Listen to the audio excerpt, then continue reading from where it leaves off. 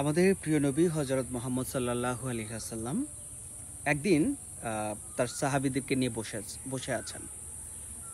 ঠিক ওই সময়টায় একজন নারী আসলেন হাতে একটা শাল নিয়ে। সেই শালটা আমাদের প্রিয় নবী হযরত মুহাম্মদ সাল্লাল্লাহু আলাইহি ওয়াসাল্লামকে তিনি দিলেন। একজন তৃষ্ণার্ত মানুষ যদি তার সামনে এক গ্লাস পানি পায়, সে যখন পানিটা পান করে যেই একটা আনন্দ পায়, তৃপ্তি পায়, ঠিক সেরকম একটা তৃপ্তি পেয়েছিলেন আমাদের প্রিয় নবী হযরত মুহাম্মদ সাল্লাল্লাহু আলাইহি ওয়াসাল্লাম। তিনি তৃপ্তি ভরে ওই শালটা গ্রহণ করলেন এবং গায়ে জড়ালেন। এই যে গল্পটা আপাতত একটু পজ করলাম, আপনাদেরকে একটা বিষয় শেয়ার করি।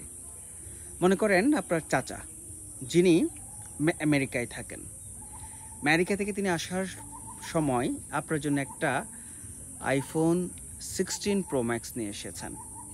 আর আপনি সেটা নিয়ে বের হলেন। আপনার একজন কাছের বন্ধু আপনাকে বলল, বন্ধু তোর এই আইফোনটা আমাকে দিয়ে দেয়, কেমন লাগবে আপনার? মনে করেন এখন তো ঈদ চলছে, ঈদের সময় আপনি আপনার পছন্দের একটা পাঞ্জাবি কিনলেন, সেটা নিয়ে বাড়িতে আসলেন, সেটা নিয়ে আপনি ঈদের নামাজ পড়তে যাবেন। কিন্তু আপনার চাচাতো ভাই আপনাকে বলল, ভাইয়া তোমার এই পাঞ্জাবিটা অনেক সুন্দর, তুমি কি তোমার এই পাঞ্জাবিটা আমাকে দিবে? তখন আপনার কেমন লাগবে? আমি জানি আপনাদের ভালো লাগবে না। এবার গল্পে ফিরে আসি। তো আল্লাহ রসুল শালটা গায়ে জড়ালেন, তাকে খুব ভালো লাগছে, সাহাবীরা সবাই খুব প্রশংসা করছে যে হে আল্লাহ রসুল, আপনাকে খুব সুন্দর লাগছে এই চাদরে। এরকম একটা চমৎকার প্রাণবন্ত একটা মুহূর্ত। ঠিক ওই সময়টায় একজন সাহাবী আল্লাহ রসুলকে বললেন, হে আল্লাহ রসুল, আপনার এই শালটা কি আপনি আমাকে উপহার হিসেবে দিবেন? আল্লাহ রসুল বলল, হ্যাঁ আমি অবশ্যই দেব।